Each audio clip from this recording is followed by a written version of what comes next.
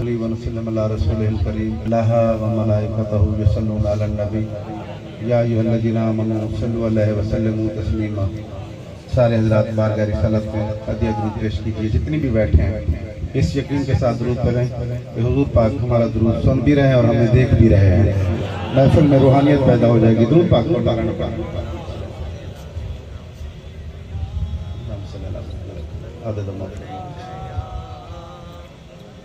حضرات گرامی، آپ کی خدمت میں میری یہ حاضری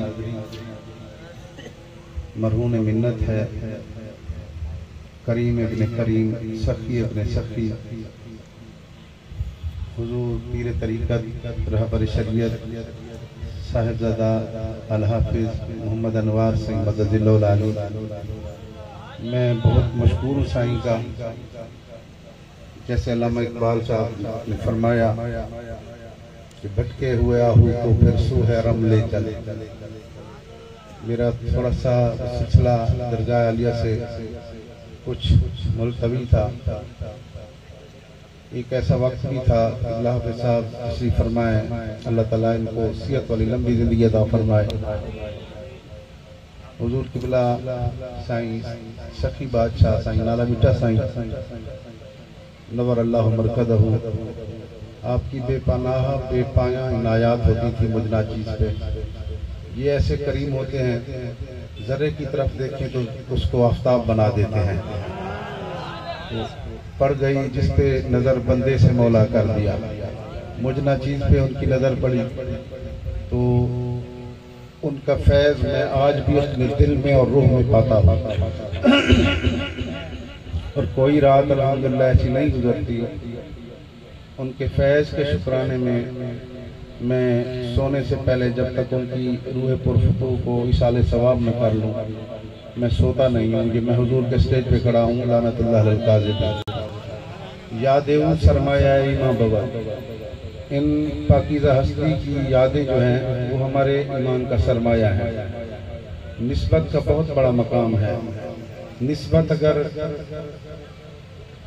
گھوڑوں کے قدموں کی مٹی کو بھی نسبت ہو جائے تو اللہ تعالیٰ اس کا ذکر بھی قرآن میں کر دیتا ہے۔ اگر اللہ کے بنی اسرائیل کے ولیوں کے در پہ کتا آ کے بیٹھتا ہے تو اللہ تعالیٰ اس کا ذکر بھی قرآن میں کر دیتا ہے۔ تو ہم تو وہ مقام والی امت ہیں جس کے بارے میں انبیاء بھی رشک کرتے گئے کہ تاج نبوت بے شک لے لے لیکن اس کریمہ کا امت میں سے ہمیں بنا دے۔ تو یہ سعادت اللہ تعالیٰ نے ہمیں بن مانگے عطا فرما دی ہے، اور یہ سعادت بھی عطا کی اور نسبت بھی بڑی کمال والی عطا فرما دی، ادب والی نسبت عطا فرما دی ہے۔ تو الحمدللہ باتیں زیادہ میں نہیں کرنا چاہتا، جو میرے دل کی آواز تھی میں نے عرض کی ہے۔ سائیں کی خدمت میں گزارش ہے کہ جیسے بیدم باسی نے لکھا ہے کہ دنیا میں اگر تم نے مجھے اپنا بنایا ہے، محشر میں بھی کہہ دینا یہ ہے میرا دیوان۔ بس جیسے ہم یہاں پہ آپ کی ذات کو نہیں بھولے، وہاں بھی کرم ہو جائے، یہی ہمارے لیے کل کائنات ہے اور ہمارے لیے ذات راہ ہے۔ آپ حضرات درود شریف پڑھیں۔ میں بہت دور سے سفر کر کے آیا ہوں اور جیسا بھی ہوں جو بھی ہوں اس وقت میں آپ کی خدمت میں ایک مہمان کی حیثیت دعا اللہ تعالیٰ قبول فرماتا ہے، اور ان کے تینوں کے لفظ میں پہلے میم آتا ہے۔ اللہ تعالیٰ میم کے صدقے مجھ پہ آج یہ تین صفتیں لاگو ہوتی ہیں۔ ایک اللہ فرماتا ہے جو مسافر ہوتا ہے میں اس کی دعا بھی رد نہیں کرتا، میں مسافر ہوں۔ اللہ فرماتا ہے ایک مہمان ہوتا ہے میں اس کی دعا بھی رد نہیں کرتا۔ تو الحمدللہ میں آپ اچھے لوگوں کی خدمت میں مجھ جیسا نکمہ آج آپ کا مہمان بھی ہے، تو مریض کی بھی دعا اللہ تعالیٰ قبول فرماتا ہے، رد نہیں فرماتا۔ وہ میں بہتر جانتا ہوں، میں اظہار نہیں کرتا، بہرحال وہ بھی مجھے تھوڑی سی تکلیف ہے، لیکن میں نے سائیں کے حکم کو نہیں ڈالا، یہاں پہ حاضر ہو گیا ہوں۔